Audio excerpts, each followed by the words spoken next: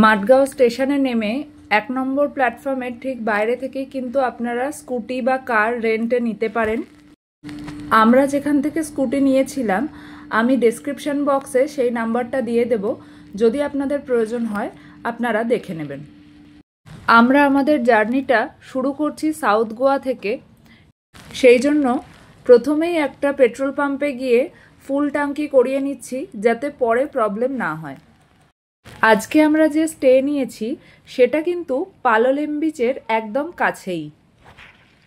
এখন আমরা প্রথমে যাব হোটেলে, দেখব ওখানে যদি আর্লি চেক ইন করতে দেয়, সেই হিসাবে আমরা বাকি দিনের প্ল্যান ফিক্স করব।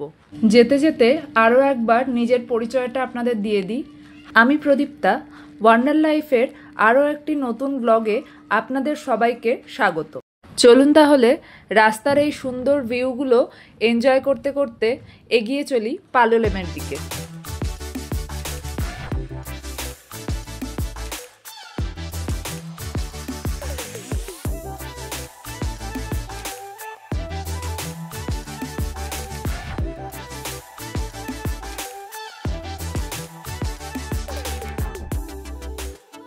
এখানে আপনারা দেখতেই পাচ্ছেন আমরা যতই সাউথের দিকে যাচ্ছি গাছপালার পরিমাণ কিন্তু ততই বেড়ে যাচ্ছে। চারদিকে ঘন জঙ্গল আর দূরে এরকম পাহাড়ের সারি, জাস্ট ভাবাই যাচ্ছে না, এত সুন্দর লাগছে। আর এত সুন্দর রাস্তা, কোনো একটা গর্ত নেই, কোনো উঁচু নিচু নেই, রাস্তা কিন্তু খুব সুন্দর।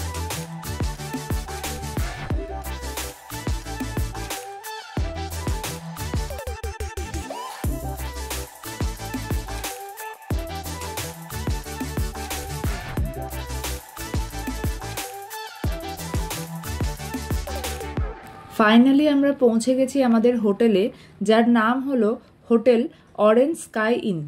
যদিও এখনও চেক ইনের টাইম হয়নি, বাট ওনারা আমাদের অ্যালাউ করেছেন। যখন আমরা আমাদের জার্নি স্টার্ট করেছিলাম তখন কিন্তু বেশ রোদ ছিল, কিন্তু মাঝে আবার প্রচণ্ড জোরে বৃষ্টি নেমেছিল। এখন আবার দেখুন বেশ ভালোই রোদ উঠে গেছে। চলুন তাহলে আর দেরি করব না, রুমে চলে যাই। রুমে যেহেতু ঢুকতেই হচ্ছে সেই জন্য ভাবলাম রুম ট্যুরটা আপনাদের একেবারে দিয়েই দিই। রুমটা সাইজে একটু ছোট ঠিকই, কিন্তু বেশ পরিষ্কার। দরজা দিয়ে ভিতরে ঢুকলেই বেশ বড় সাইজের একটা বেড দেখতে পাচ্ছি। এছাড়া রুমে এসি ফ্যান দুটোই আছে। এখানে একটা ওয়ার্ড্রপ দেওয়া আছে, যদিও ওপেন, বাট এনাফ স্পেস আছে লাগেজ রাখার মতো। বাথরুমটাও কিন্তু বেশ পরিষ্কার আর বড়, আর একটা আয়নাও দেখতে পাচ্ছি। এই হলো ব্যালকনি। এখন বৃষ্টির জন্য পুরো ঢাকা আছে, সেরকম দেখার মতো কিছুই নেই। বৃষ্টির সময় এখানে সমস্ত হোটেলের ব্যালকনি, লন এভাবেই ঢেকে দেওয়া হয়। তো এই ছিল আমাদের রুম ট্যুর। হোটেলের নাম আর ফোন নাম্বার আমি ডেসক্রিপশন বক্সে দিয়ে দেব, যদি আপনাদের প্রয়োজন হয় আপনারা দেখে নিতে পারেন। যদিও মেক মাই ট্রিপ থেকেও আপনারা এই হোটেলটা বুক করতে পারেন। এরপর আমরা একটু ফ্রেশ হয়ে বেরিয়ে পড়ব আজকে আর আমাদের প্রথম গন্তব্যের উদ্দেশ্যে। আমাদের হোটেলের ঠিক অপোজিটে এই একটা ছোট্ট রেস্টুরেন্ট আছে, রুতবি ভেজ অ্যান্ড ননভেজ রেস্টুরেন্ট। এখানে ব্রেকফাস্টে সাউথ ইন্ডিয়ান ডিশেস পাওয়া যায়।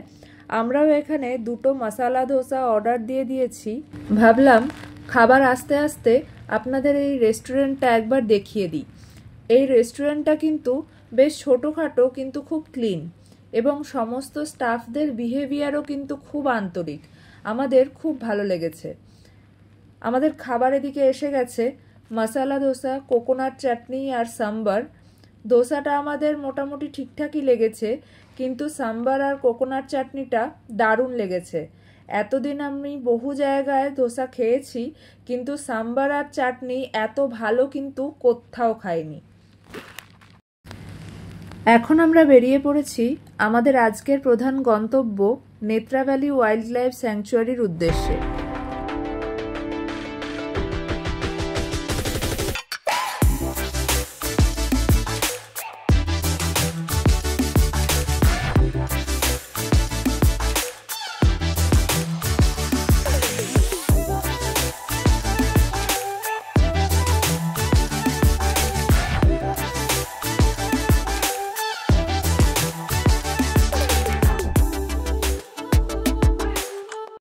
নেত্রাভ্যালি যাওয়ার রাস্তাতেই আপনারা এই সুন্দর ওয়াটারফলটা দেখতে পাবেন, যার নাম হলো বামানবুদো ওয়াটারফল। আমরা এখন সাইডের রাস্তা দিয়ে একটু নিচে যাব এবং নিচ থেকে ভালো করে দেখব ওয়াটারফলটা। দেখুন নিচ থেকে কত সুন্দর লাগছে ঝর্ণাটা। এখানকার লোকাল লোকজনদের থেকে জানতে পারলাম যে বর্ষার কারণেই ঝর্ণাটা এত বিশাল আকার ধারণ করেছে, তা না হলে অন্য টাইমে জল কিন্তু ওয়াটারফলে এত বেশি থাকে না। তবে এই বর্ষার মধ্যে এসেছি বলেই প্রকৃতির এই ভয়ঙ্কর সুন্দর রূপটাও দেখতে পেলাম। বামানবুদো ওয়াটারফল থেকে একটু এগিয়ে এসে ডান দিকে আরও একটি এরকম স্রোতস্বিনী জলের ধারা দেখতে পেলাম। এত ভালো লাগলো যে না দাঁড়িয়ে আর পারলাম না। আসলে এই বছর এত বৃষ্টি হচ্ছে যে জঙ্গলের মধ্যে বহু জায়গাতেই এরকম ছোট বড় জলের স্রোত কিন্তু দেখা যাচ্ছে। ওয়াটারফলগুলো বিশাল আকার ধারণ করেছে, জঙ্গলও তেমনি আরও ঘন হয়ে উঠেছে। সব মিলিয়ে দারুণ একটা রোমহর্ষক ব্যাপার অনুভব করছি। চলুন আবার এগিয়ে চলি।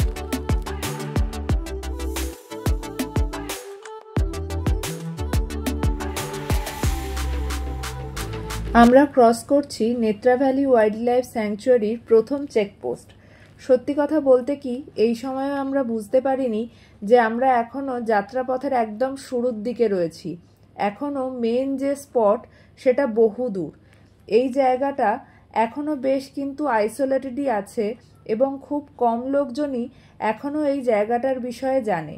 বেসিক্যালি সবাই গোয়া আসে বিচ এবং চার্চেস এনজয় করতে, কিন্তু গোয়াতে যে এরকম একটা ওয়াইল্ড লাইফ স্যাংচুয়ারি আছে সেটা কিন্তু অনেকেই জানে না। তাই স্বভাবতই এই জায়গাতে ট্যুরিস্টদের ভিড় কিন্তু বেশ কম। যদিও আমার যেটা সবচেয়ে বেশি প্রবলেম বলে মনে হয়েছে সেটা হলো এখানে কোনো নেটওয়ার্ক কাজ করে না, তাই একটা স্পট থেকে আরেকটা স্পট যে কত দূর সেটা বোঝার কোনো উপায় নেই। তবে এখানে মাঝে মধ্যে ট্যুরিস্টদের গাড়ি দেখতে পাবেন বা বিশেষ কোনো জায়গায় স্থানীয় মানুষদেরও দেখা পাবেন, বা যে কোনো চেকপোস্টে অথবা জঙ্গলের রাস্তায় কখনো সার্ভিস পার্সনদেরও দেখতে পাবেন, যাদের থেকে আপনারা কিন্তু হেল্প পেয়ে যাবেন। এছাড়াও জঙ্গলের মধ্যে কোথাও কোথাও সাইনবোর্ড দেখতে পাবেন, যেটা কিন্তু আপনাদের লোকেশন বুঝতে হেল্প করবে। তো চিন্তার সেরকম কোনো কারণ নেই। আপনি যদি নেচার লাভার হন তাহলে সব চিন্তা ঝেড়ে ফেলে হাতে একটা দিন সময় নিয়ে চলে আসুন এই নেত্রাভ্যালি ওয়াইল্ড লাইফ স্যাংচুয়ারি। পৌঁছে গেছি সেকেন্ড চেকপোস্টে। চেকপোস্টটা ক্রস করেই আমরা এখানে জঙ্গলের ভিতর একটা নদী দেখে দাঁড়িয়ে পড়েছি। দেখুন এখানে কিন্তু আর কেউ নেই, শুধু আমরা দুজনেই এসেছি। চেকপোস্টে যারা ছিলেন তাদের থেকেই জানতে পারলাম এই নদীটার নাম খুশওয়ারি। দেখুন জায়গাটা কি সুন্দর লাগছে, দুপাশে ঘন জঙ্গল আর মাঝখান দিয়ে বয়ে যাচ্ছে কাঁচের মতো স্বচ্ছ নদী। এত ভালো লাগছে যে কি বলবো। চারদিকটা পুরো নিস্তব্ধ শান্ত, কোনো গাড়ির আওয়াজ নেই। মাঝে মাঝে কিছু পাখি ডাকছে আর এই জলের কলকল শব্দ। এখানে বসেই জাস্ট একটা বেলা কাটিয়ে দেওয়া যায়, কিন্তু আমাদের তো হাতে অত টাইম নেই, তাই রওনা হতেই হলো। আমাদের এর পরের ডেস্টিনেশন বাবেল লেক, যেটা নেত্রাভ্যালির যে সেকেন্ড চেকপোস্ট আছে সেখান থেকে ম্যাক্সিমাম 10 থেকে 15 মিনিট দূর। এদিকে আবার অল্প অল্প বৃষ্টি স্টার্ট হয়েছে, দেখি কত দূর এগোতে পারি।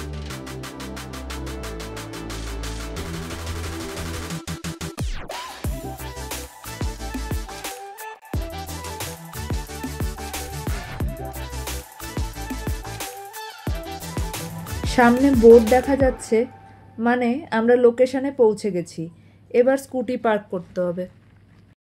বোঝাই যাচ্ছে এখানে একটু আগেই বৃষ্টি হয়েছে, চারদিক পুরো ভিজা ভিজা হয়ে আছে। পাথরগুলোও কিন্তু এখন বেশ স্লিপারি হয়ে আছে, তাই দেখে শুনে চলতে হচ্ছে। এই হলো গোপীনাথ মন্দির এবং এই মন্দির চত্বরেই রয়েছে বাবেল লেক। চলুন তাহলে এবার লেকটা দেখে আসি। লেকটা কিন্তু মন্দিরের ঠিক সামনেই অবস্থিত। নামটা শুনেই বুঝতে পারছেন যে লেকটা কিন্তু বেশ ইউনিক। আসলে এই লেকের জলে সবসময় বুদবুদ উঠতে দেখা যায়। এমন নয় যে বিশেষ কোনো একটা জায়গা থেকেই এই বুদবুদগুলো উঠছে, বরং ভালোভাবে লক্ষ্য করলে দেখা যায় পুরো লেক জুড়েই বিক্ষিপ্তভাবে এই বাবেলগুলো কিন্তু উঠছে। বলা হয় হাততালি দিলে সেই শব্দের ভাইব্রেশন থেকে বাবেলগুলো বেশি হয়, কিন্তু আমরা সামনে থেকে যেটা প্রত্যক্ষ করেছি সেটা হলো শুধুমাত্র হাততালি নয়, বরং যে কোনো রকম সাউন্ড ভাইব্রেশন, যেমন জোরে কথা বললে বা অনেকে মিলে কথা বললেও বাবেল কিন্তু বেশি সংখ্যায় হতে থাকে। এই বাবেল লেক সম্পর্কিত ডিটেলড ইনফরমেশন আমার নেক্সট ব্লগ যেটা আসতে চলেছে নেত্রাভ্যালি ওয়াইল্ড লাইফ স্যাংচুয়ারির ওপর, সেখানে আপনারা দেখতে পাবেন।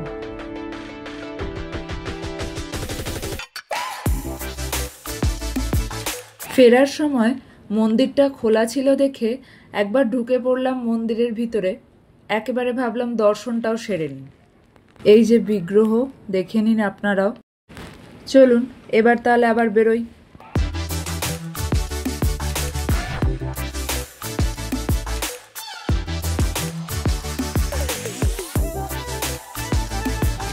আমরা এসে পৌঁছেছি নেত্রাভ্যালি ওয়াইল্ড লাইফ স্যাংচুয়ারির মেন গেটের কাছে। মেন গেটের পাশেই যে পার্কিং এরিয়া আছে সেখানে আপনারা গাড়ি পার্ক করে নিয়ে নিন এন্ট্রি টিকিট। এই হলো সেই টিকিট কাউন্টার। টিকিটের প্রাইস এবং অন্যান্য চার্জেস রিগার্ডিং সমস্ত ইনফরমেশন এই বোর্ডে লেখা আছে, আপনারা চাইলে ভিডিও পজ করে দেখে নিতে পারেন। এরপর মেন গেটে কিন্তু আপনাদের টিকিট চেক হবে এবং তার সাথে ব্যাগও চেক হবে। অ্যালকোহল বা কোনো রকম নিষিদ্ধ জিনিস আছে কি না এসবই মেনলি চেক করা হয়। তো যারা অ্যালকোহল কনজিউম করেন তাদের বলে রাখি, একদিনের জন্য যদি প্রকৃতির খোঁজে আসছেনই তাহলে একটা দিন না হয় ওসব থেকে দূরেই থাকুন, না হলে শুধু শুধু ঝামেলায় পড়তে হবে। ব্যাগ চেক হওয়ার পরে আমাদের জন্য মেন গেট খুলে গেছে এবং ফাইনালি আমরা ঢুকে পড়লাম অভয়ারণ্যের ভিতরে এবং প্রথমেই দেখতে পেলাম বাঘ। না সামনাসামনি নয়, ছবিতে। চলুন এগোই তাহলে, দেখি আর কি কি দেখতে পাই। মেন গেট থেকে প্রায় 500 মিটার পথ এলেই লেফট সাইডে একটা সাইনবোর্ড দেখতে পাবেন ময়নাপি ওয়াটারফল যাওয়ার জন্য। সামনে লেফট থেকে পায়ে হাঁটা যে রাস্তাটা জঙ্গলের দিকে ঢুকে যাচ্ছে, ওই রাস্তা দিয়েই ময়নাপি ওয়াটারফলে যাওয়ার ট্রেক রুট আছে। আমরা এখন যাচ্ছি সাবরি ওয়াটারফলের উদ্দেশ্যে। লোকেশনে পৌঁছেই আপনারা দেখতে পাবেন পার্কিং এরিয়া। গাড়ি পার্ক করিয়ে এখান থেকে 1 কিলোমিটার ট্রেক করে আপনাদের পৌঁছাতে হবে ওয়াটারফল অবধি। উফ, আবার বৃষ্টি স্টার্ট হয়েছে। দাঁড়ান ছাতাটা বার করে নিই। এখানে দেখা যাচ্ছে বোর্ডেও লেখা আছে ওয়ে টু সাবরি ওয়াটারফল। মাঝে মাঝে কোনো জায়গা বেশ একটু চড়াই আছে, তাই একটু হাঁপিয়ে যাচ্ছি, কিন্তু ঠিক আছে, কেষ্ট পেতে গেলে কষ্ট তো একটু করতেই হবে, তাই না বলুন? দেখুন, এখানে আমরা প্রথমবার ঝলক দেখতে পেলাম ওয়াটারফলের। এখন তো আমরা অনেক ওপরে আছি, এখনই এতটা বড় লাগছে, সামনে থেকে জানি না আরও কত বিশাল লাগবে। মোটামুটি হাফ রাস্তা আসার পরে আপনারা এরকম সিঁড়ি দেখতে পাবেন এবং সেই সিঁড়ি ধরেই এবার নিচে যেতে হবে। ফাইনালি আমরা নিচে পৌঁছালাম। এখান থেকে ওয়াটারফলের শব্দ শুনতে পাচ্ছেন, কি জোরে আওয়াজ। আর সামনে থেকে একবার ভিউটা দেখুন, কি বিশাল। জলের ফোর্স দেখছেন, এত ওপর থেকে জোরে জলটা পড়ছে। এদিকে আবার খানিকটা মনে হচ্ছে যেন রিভার্স ওয়াটারফলের মতো ওপরের দিকে উঠে যাচ্ছে। তবে যাই বলুন, এত দূর আস্তে আস্তে যতটাই বা টায়ার্ড হয়েছিলাম, এই ভিউ দেখে সব দূর হয়ে গেল। আমি জাস্ট মুগ্ধ হয়ে গেছি। একেই মনে হয় বলে ভয়ঙ্কর সুন্দর। যদিও কনস্ট্যান্টলি বৃষ্টির জন্য ভালো করে এই দৃশ্যটা এনজয় করতে পারছিলাম না। ছাতা নিয়ে কি ঘুরতে ভালো লাগে বলুন সবসময়? তবে বর্ষার সময় না এলে ওয়াটারফলের এই ভয়ঙ্কর রূপটাও কিন্তু দেখা হতো না। জলটা আবার দেখুন এদিক দিয়ে কি সুন্দর করে বয়ে চলে যাচ্ছে। এই জায়গাটাও কি সুন্দর লাগছে, তাই না? অনেকেই এখানে স্নান করছে, তবে এখন জলের স্পিড খুব বেশি, তাই স্নান করাটাও বেশ রিস্কি, তাই আমরা আর সেই রিস্কটা নিলাম না। এখানে দেখুন কিছু কিছু জায়গা দড়ি দিয়ে ঘিরে দেওয়া আছে, তাই চেষ্টা করবেন সেই সব জায়গায় না যাওয়ার। চারপাশের এই ঘন জঙ্গল দেখছেন, যখন থেকে আমরা স্যাংচুয়ারিতে ঢুকেছি মনে হচ্ছে যেন একটা সবুজ রঙের চাদর আমাদের পুরো জড়িয়ে রেখেছে। তবে এই জায়গার আসল সৌন্দর্য যদি উপভোগ করতে চান তো সকাল সকাল পৌঁছানোর চেষ্টা করুন, তাহলে ভিড় কিন্তু আরও কম পাবেন। শান্তিতে প্রকৃতির কোলে বসে নিজের মতো একটু সময় কাটাতে পারবেন। সত্যি কথা বলতে কি, এত সুন্দর জায়গা ছেড়ে আমার তো যেতেই ইচ্ছা করছে না, কিন্তু কিছু তো করার নেই, যেতে তো হবেই। ওপরে এসে সামনেই কিন্তু আপনারা দেখতে পাবেন একটা টয়লেট কাম চেঞ্জিং রুম। কাজেই যারা ওয়াটারফলে স্নান করার কথা ভাবছেন তারা জাস্ট একটা এক্সট্রা ড্রেস নিয়ে চলে আসলেই হবে। চলুন তাহলে এবার ফেরার পথ ধরি। আমরা এখন যাচ্ছি সালাওলিম ড্যামের উদ্দেশ্যে, যেটা স্যাংচুয়ারির এলাকার অন্তর্ভুক্ত, কিন্তু মেইন যে অভয়ারণ্যটা আছে সেই এরিয়ার ভিতরে নয়, বলতে পারেন একদম অন্য প্রান্তে। সাবরি ওয়াটারফল থেকে সালাওলিম ড্যামে যেতে অলমোস্ট 1 থেকে 1.5 ঘন্টা সময় লাগে। কথা বলতে বলতে আমরা পৌঁছে গেলাম সালাওলিম ড্যামের এন্ট্রি গেটে। এখানে সামনেই দেখুন বোর্ডে লেখা আছে এন্ট্রি ফিজ এবং টাইমিংয়ের ব্যাপারে, আপনারা ভিডিও পজ করে দেখে নিতে পারেন।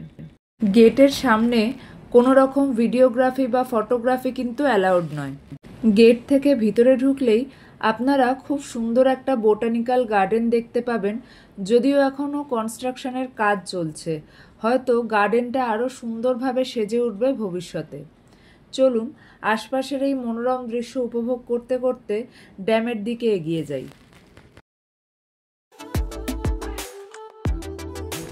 যাক, ফাইনালি এসে গেছি ড্যামের কাছে। ওই যে সামনে দেখা যাচ্ছে ড্যাম।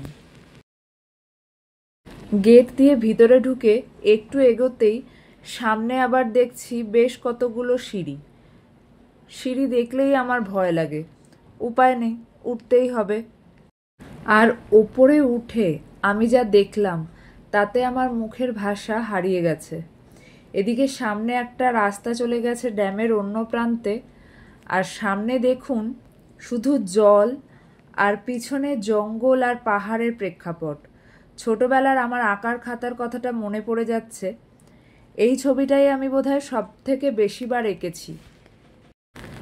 আর এই হলো সালাওলিম ড্যামের স্পেশালিটি, ডাকবিল স্পিলওয়ে। দেখে মনে হচ্ছে না জলের নিচে কোনো একটা দৈত্য বসে সব জল টেনে নিচ্ছে নিচের দিকে আর রাগের চোখে মুখ দিয়ে গরম ধোঁয়া বার করছে? ড্যামের জল এই ডাকবিল স্পিলওয়ে দিয়ে এই পথেই বাইরের দিকে বেরিয়ে চলে যাচ্ছে। ওপর থেকে দেখুন কি অসাধারণ লাগছে না পুরো ভিউটা। এখানে এত বেশি জলীয় বাষ্প উঠছে যে বেশিক্ষণ দাঁড়ানো যাবে না। এদিকে বৃষ্টিও আবার স্টার্ট হচ্ছে। চলুন তাড়াতাড়ি নিচে নেমে যাই। ফাইনালি বাইরে বেরিয়ে এসেছি। কিছুক্ষণ আগে বীভৎস জোরে বৃষ্টি হয়ে গেল, এখন একটু কমেছে বলে আমরা বেরিয়ে যাচ্ছি, কারণ অলরেডি 5টা বেজে গেছে আর রাস্তাও এখান থেকে অনেকটা। তাহলে আর দেরি করব না, চলুন বেরিয়ে পড়ি। সামনে দেখছেন অবস্থা, কিভাবে মেঘটা এসে জমা হয়েছে, পুরো চারদিক ধোঁয়া ধোঁয়া হয়ে গেছে। এই মেঘে একবার বৃষ্টি শুরু হলে আর দেখতে হবে না। তবে যাই বলুন, দেখতে কিন্তু অসাধারণ লাগছে। মাঝে আরও একটা সুন্দর জায়গা দেখে গাড়ি দাঁড় করাতেই হলো। সবুজ পাহাড়ের মাথায় মাথায় মেঘগুলো কি সুন্দর হয়ে জমেছে দেখুন, এত অপূর্ব লাগছে যে মনটা পুরো ভরে যাচ্ছে। এদিকে সন্ধ্যা হয়ে আসছে, কিন্তু এই ভিউটা এত সুন্দর লাগলো যে গাড়িটা না দাঁড় করিয়ে জাস্ট পারলাম না। আমরা এখন দাঁড়িয়ে আছি পালোলেম বিচে এবং ঘড়িতে বাজে রাত 8টা। নেত্রা ভ্যালি থেকে ফেরার সময় পথে এত বীভৎস বৃষ্টি হয়েছে যে আমরা ভেবেছিলাম আজ হয়তো আর কোথাও বেরোনো যাবে না, কিন্তু আমরা হোটেলে পৌঁছানোর খানিক পরে দেখলাম বৃষ্টি থেমে গেল, তাই ড্রেস চেঞ্জ করে আবার একটু বেরোলাম। কিন্তু এসেও দেখছি বিচ একদম খালি খালি। বর্ষার জন্য এখনও পালোলেম বিচে ক্যান্ডেল লাইট ডিনার স্টার্ট হয়নি, সবকটা স্যাকও ওপেন হয়নি। তবে এনারা বলছেন অক্টোবরের মিডল থেকে সব স্টার্ট হয়ে যাবে। এখন আমরা বিচে জাস্ট একটু ঘোরাঘুরি করব, ভাবছি একটু মার্কেটেও যাব, তারপর খেয়ে দিয়ে হোটেলে চলে যাব। আজ আসলে খুব টায়ার্ড লাগছে। বিচটা আপনাদের একবার ঘুরিয়ে দেখিয়ে দিই।